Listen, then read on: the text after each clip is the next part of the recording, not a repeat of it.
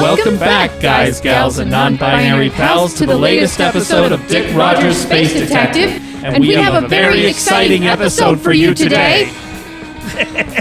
You guys have to warn me the next time you're planning on doing something like that. Don't blame Mike. I swore him to secrecy. I'm just happy to be in on the bit. Okay, so maybe the intro has gotten a little bit predictable? No, that's a good thing. It's familiar. It gives a listener a sense of security at the beginning, etc. You should not have pointed that out, though, because if there's one thing about myself I know to be true, it's that I cannot abide predictability. Last month, I went to my normal coffee shop, and the barista had my usual order ready for me when I got to the front of the line. It took everything I had to say thank you and pay for the drinks instead of rejecting them and making her start from scratch. Wait, drinks? And now I can never go into that coffee shop again, or at least not if she's still working there. But, I mean, that's my favorite part of the day, going to the coffee shop, seeing my favorite baristas. It's like my home away from home. How could that ever be a bad thing? All right, we're going off script. Daniel, tell me your favorite thing about the script we're presenting today. I guess I like the stories about alien abductions and cattle mutilations. I was really into that whole alien abduction thing back when that was a big deal. Yeah, listeners, Daniel is co-hosting with me and Skeevy Mike today. Hey. Mike, lightning round. Name your favorite character, sound effect, and fictional piece of technology in this script. You have 12 seconds. Favorite character, Spike. Favorite sound effect. Time's up, Mike. The answer is telescopes, because that's what you use to make sightings, which is the name of this episode. Come on now, Eleanor, you're not even... And I never will again. I'm not hosting this podcast with you. You're hosting this podcast with me. And, well, I feel like we've learned something important today. Yeah, I'm not super sure what that lesson is, but we definitely can't ignore it. So this episode is called Sightings. Yeah, it's quite a different style of script for the Dick Rogers radio show. It's written in the style of an investigative report, or like an audio documentary. Yeah, it's different. Say, do you want to roll the show and I can try and corral Eleanor? Sounds like a reasonable plan to me. Here we go. This is an interplanetary prepaid comm call from... It's Spike. I swear I'm not guilty. Inmate at the Neptunian Correctional Facility. Do you accept? From ZUFO on Pluto, this is Sightings, a year-long investigation told in one episode. I'm Dick Rogers, Space Detective. For the last year, I've spent every waking hour trying to uncover the mystery behind a series of events that occurred one evening approximately 18 months ago. And if you want to get technical about it, which apparently for some godforsaken reason I do, where one cowboy was for 72 hours during a double-week shift on a remote ranch on Uranus back in March of 2056. This investigation has often felt futile and ridiculous. I've learned way too much about the sex lives of space cowboys, inserted myself into land disputes between ranchers, got flagged by the GIF for a few extra strange intergalactic data search requests, became somewhat of an expert on probes, and have gotten too close and personal with a herd of cows. Now, usually I don't do nice or helpful. I don't do pro bono. I am staunchly anti-bono. Hell, I'll charge double if a client calls before my second cup of coffee in the morning. But for the past 362 days, I've been reviewing the case involving Spike Lone Star, a young space cowboy. Here's the basics of the case I've been working on, stressing on, and obsessing over. This is Act 1 of our episode, Act 1, overview of the case. All across New Oregon, the farming state on Uranus, stuff had been happening to local cows. Some cows are simply vanishing. Other cows, well, there's no easy way to say this. And I mean that literally. It's difficult for me to pronounce. They're being exsanguinated, drained of all their blood. Still others, upon inspection, have had body parts removed with a precision that impresses even surgeons. For a long while, nobody knew who to blame. But then one day, a cowboy vanished, halfway through a week-long shift out on the range. 3 days later, he reappears with no memory of what happened to him, no explanation of how he was able to survive on recently terraformed land without any food, water, or clothing. Yes, our victim, or criminal, depending on who you believe, was found in the early morning hours just before dawn in the middle of a field with zero clothes on. Now, I had a hard time believing this kid spent 3 days out on the fields himself. Uranus isn't particularly forgiving. Even after the government installed artificial atmosphere and terraformed large swaths of the planet. I knew the only way I had a chance of solving this thing was to go directly to the source. Navigating Uranus isn't easy. It takes a lot of time and preparation. And even then, its atmosphere makes a lot of people avoid it entirely. We have come to Act 2 of our program. Act 2, the location. There's nothing new about the weird goings-on in New Oregon or the sleepy middle-of-nowhere farming community of Molderville. No, strange occurrences have, well, occurred since the GIF first terraformed the planet.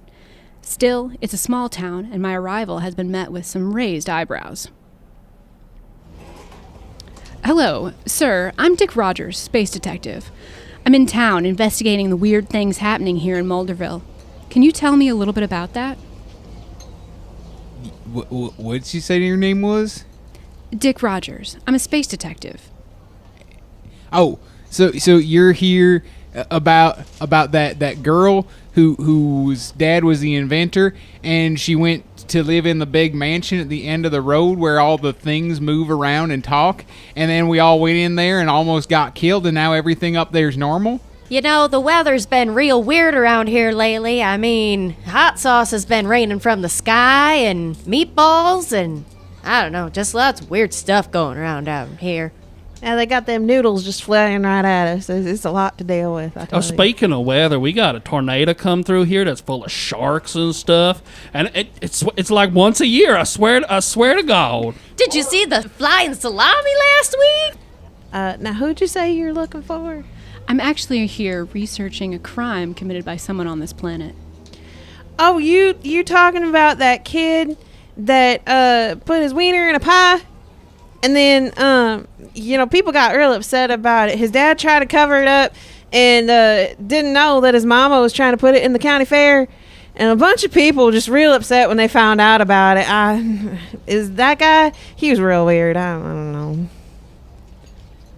There's this one time that monkey came through town, real big monkey. I mean, real big monkey. Was climbing all up on buildings and stuff. He had a lady with him. They shot that monkey down. It was real sad that day. It was real sad. I was real sad.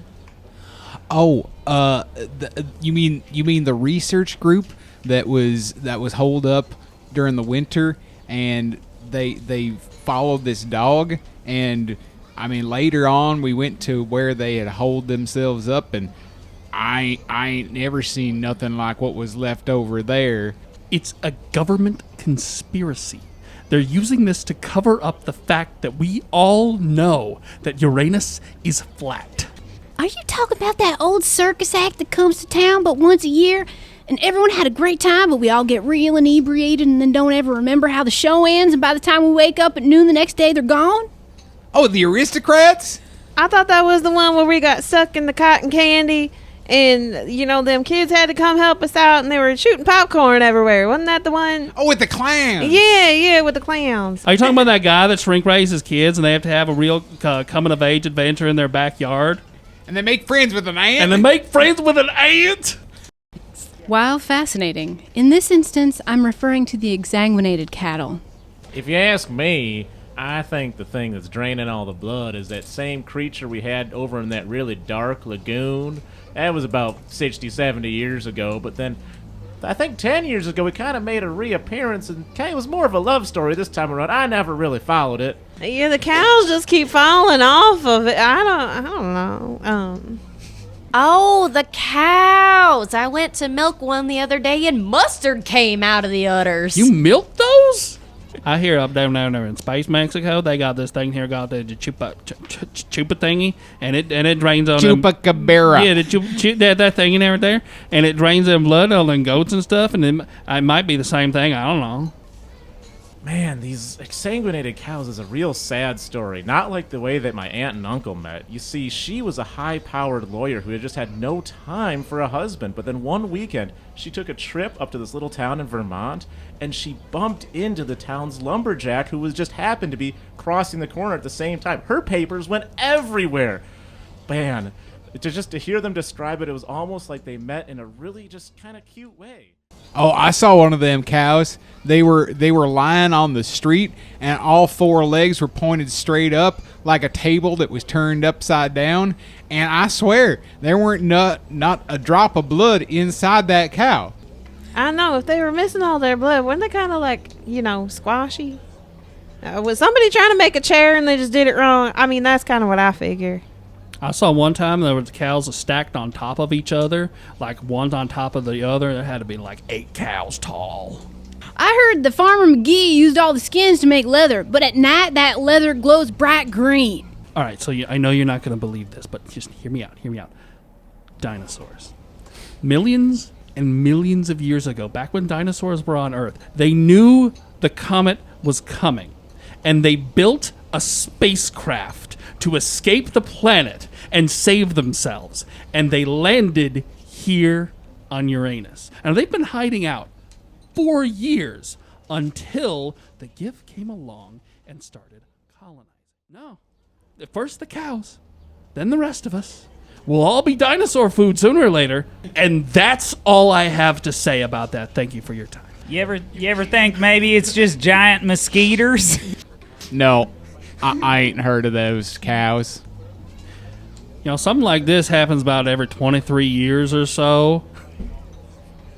Yeah, I heard about that. He kind of comes out and steals people's eyeballs. Yeah, something about eyeballs and skin. Something about eyeballs. I saw one of those cows, and it had no blood, and it was in one of those crop circles. You heard of those crop circles?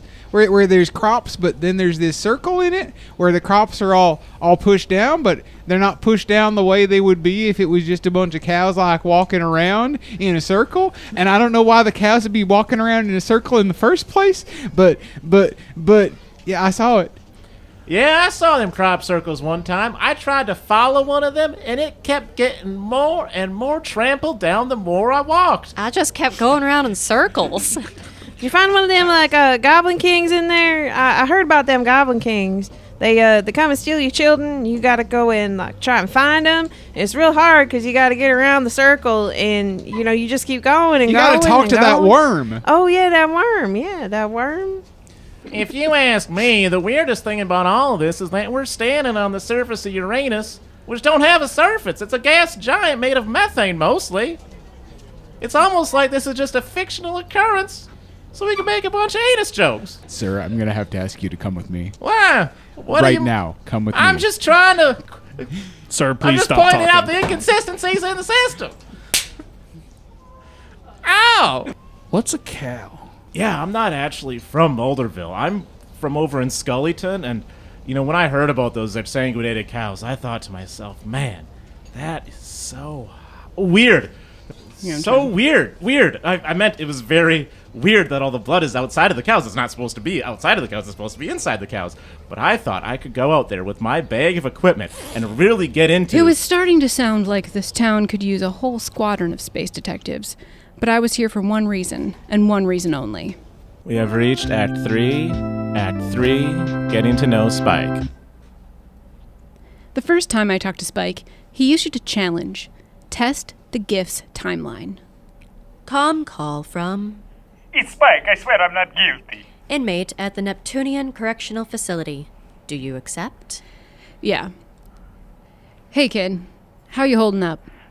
It's okay, I guess. I've been learning Latin. Okay. Great. Keep that mind sharp. So, Spike, last time we talked, you mentioned that what happened is impossible because what the gift described cannot happen in the timeline they presented it. Yes, I don't know. I wish I could draw a picture for you or something. But listen, they say that I killed all this cattle, drained the blood, and made precision cuts. But they searched my bunk and found nothing. You can't even get sharp blades on this planet, and I sure as haven't been off this planet since I bought that one-way ticket here, right out of school. And speaking of that, my ma said, you know her from way back? Called and asked a favor of an old friend to help out her dumb kid. Sure, kid. Met her once or twice. Nothing more to it. And look, I'm just a kind-hearted person. I do what I can to help others out. Now, let's get back to the task at hand. Yes, okay. So, I don't have the gear to do this kind of thing. I don't have the time to do this kind of thing because I'm working all the time. Double week overnight shifts, 17 hours a day for 24 days. And I didn't spend 3 days out on the terra fields. I just know it. I thought you told the Giffies that you didn't remember what happened. I don't exactly remember, but I think I know what happened to me. It was 3 hours into my shift. The air got very cold. I heard strange whistling sounds in the night. I could see a bright flash of green light from the sky. All of a sudden, above me, I noticed a twirling head. A twirling head of cabbage, it looked like. A twirling, beautiful green cabbage above my face. That is the last thing I remembered. Next thing I know, I was on the ground, fully naked. Look, the timeline doesn't add up. First, 3 days they say I was gone. But for me, it didn't feel like 3 days. 1 minute, I was finishing up evening chores. And then the next, boom, I was laying flat out on the terra fields, bare naked. Now, 1 day, I could understand. 2 days, maybe. But 3, 3 whole days with no clothes on out in the terra fields would give a guy terrible radiation burns. But me, I was fine. Doc gave me a clean bill of health. Actually, I was surprisingly fit considering my time on Uranus and my cowboy lifestyle. Ha ha ha. And look, there's nothing to eat out on the fields. The Giffies found no water, no food, no nothing around me. How's that work? And did you go look at my file at Jiffy headquarters? They got photos. Did you see them? Yes, I've got them scanned to my digifiles right here. What is this I'm looking at? Well, Dick, that's me.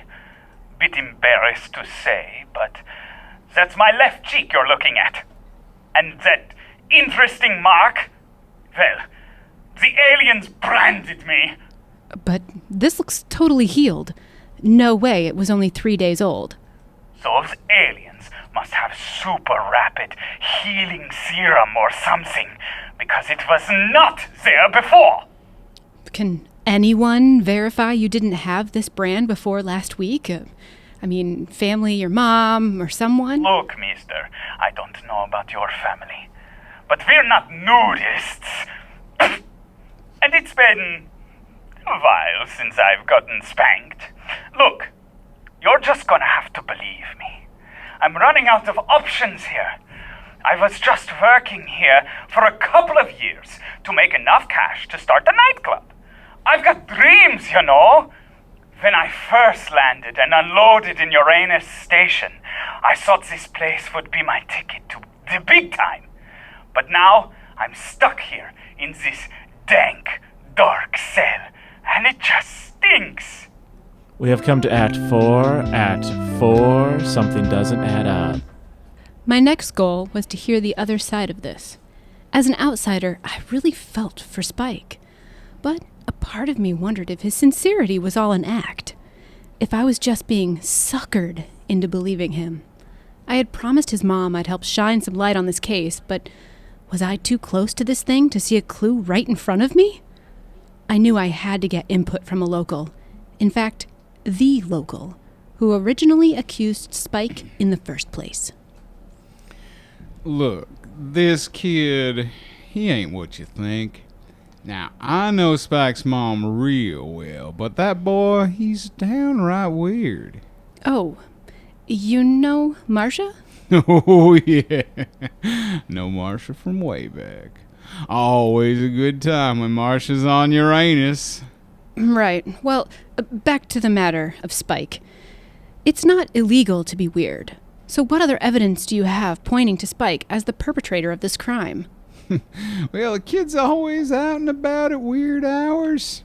Has very few friends, including that May. No one ever takes the 17-hour night shifts. A lot of the time I gotta threaten these cowboys within an inch of their lives to get them to work. Why do your night shifts have to be so long? Couldn't you offer some better work-life balance? How about a 4-day work week? Now, look here. I'm not the one in jail. My policies are all legit. Well, why do you think he committed this crime? Well, you know what's been going on around here. With the cattle? Yeah. Okay. The cattle with no blood. Mm-hmm. Now, you've talked to the boy. I have. Have you seen him? I have not. I've seen a picture of his butt cheek. Well, all I can say is if he tried to have you look at him in a mirror, you wouldn't see nothing. I don't think I'm quite understanding what you're saying. I would say I bet he's not a fan of Italian food because of all the garlic. I think, I would go as far as to say that he never drinks wine. If you really get him riled up, he might say something along the lines of, "I want to suck your blood." He's obviously a vampire. Well, if you ask me, this whole business with Spike, I don't know what happened, but I do know this guy that came over from Scullyton, and he's gonna get to the bottom of this. He's got all this equipment in his van, and he's checking out those cows right now. I hope he finds what he's looking for. We have come to Act 5, in which Dick talks with May, the cutest little lady in Uranus. May, thank you for meeting with me. I appreciate that you're willing to talk now, but what I want to know is, why didn't you talk when it really mattered, when Spike could have used your support before his trial? Have you seen him? He's kind of a weird guy. Well, as I've been saying this whole time, weird isn't a crime. I suppose not.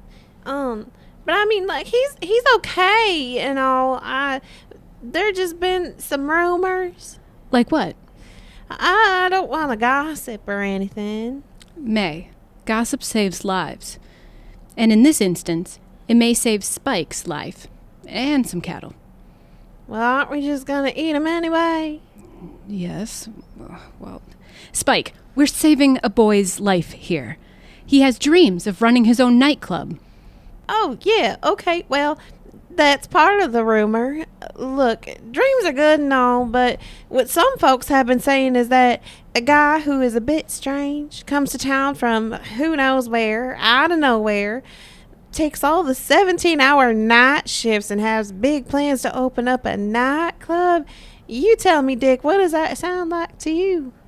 I don't quite understand why everyone keeps bringing up his infatuation with owning a nightclub. I think it's a perfectly respectable position for him to take.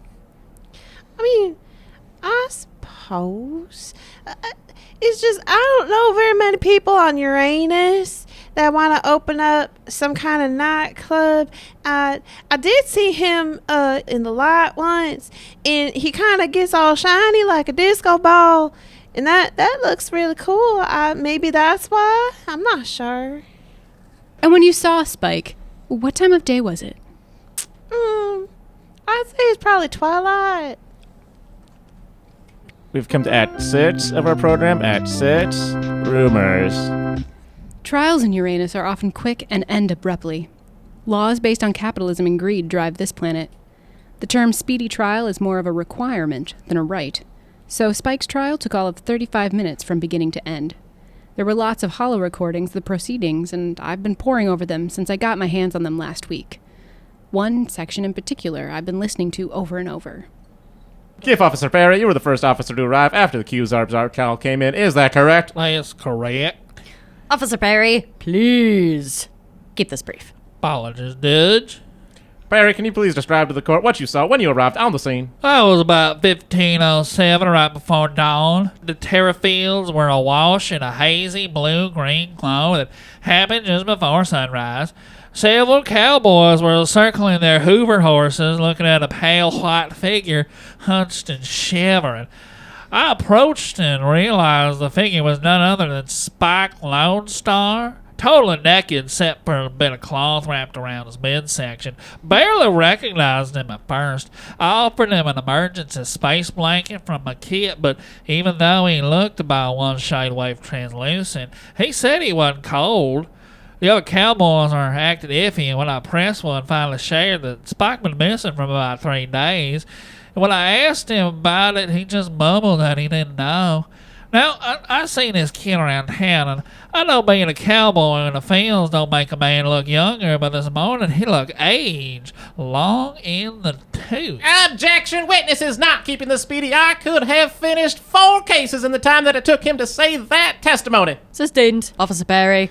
Well, you know about them kid that talking about owning a nightclub and looking all pale and stuff, and everybody, but folks we around here don't like using the V word. Not ever since we, had that one spooky fella in the trench coat came around and chased them all out of town. But rumors on the street is that this fella might be a vampire. This is Act 7. Act 7. What we know. For all the time I spent on Uranus, in the end, it felt like I was left with more questions than answers.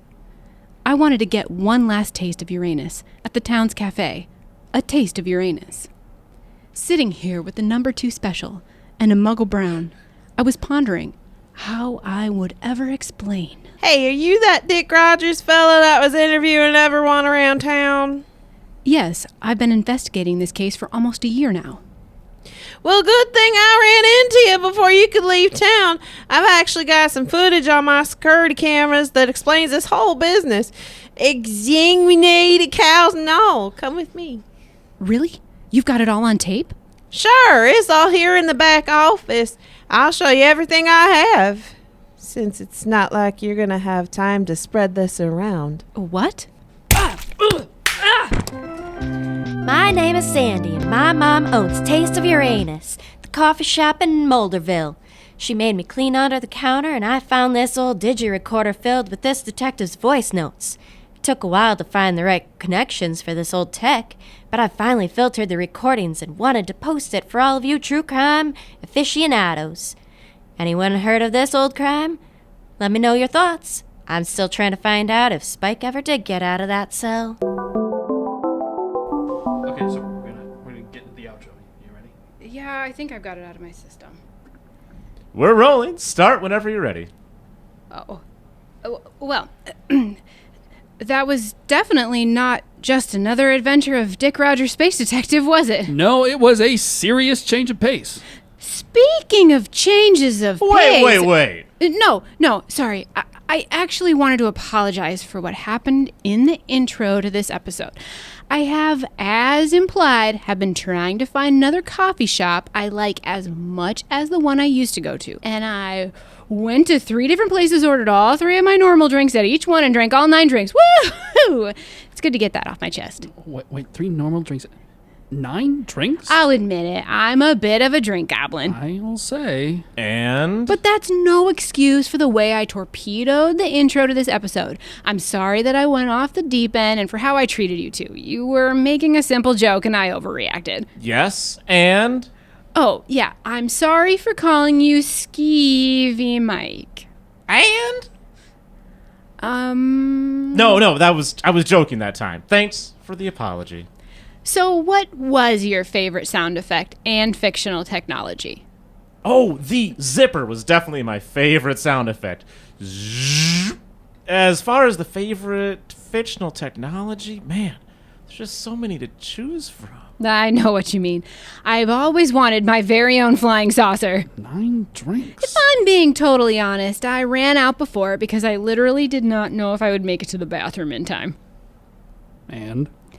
Okay, I'm also sorry for running out and for you having to find me and bring me back for the outro. No, I mean, did you make it to the bathroom in time? Oh, yeah, it was a close one, but I made it. Well, I guess all's well that ends well. I'll drink to that 9 times. Ha ha, very funny. Anyway, hit him with the handles, Mike. We're on Facebook at Dick Rogers Pod, on Instagram at Dick Rogers Space Detective, and Twitter at Rogers Space. And you can join the nerds on Patreon at patreon.com/space_detective.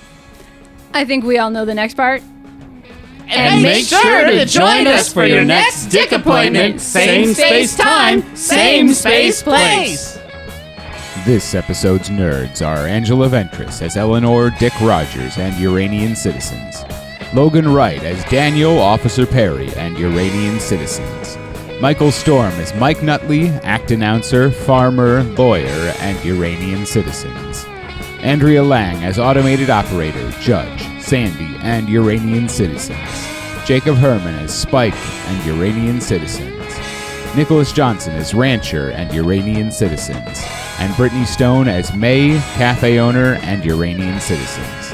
Sightings was written by Angela Ventris with contributions by the whole cast. Music by Nicholas Johnson, sound design by Michael Storm, and audio editing by Nicholas Johnson.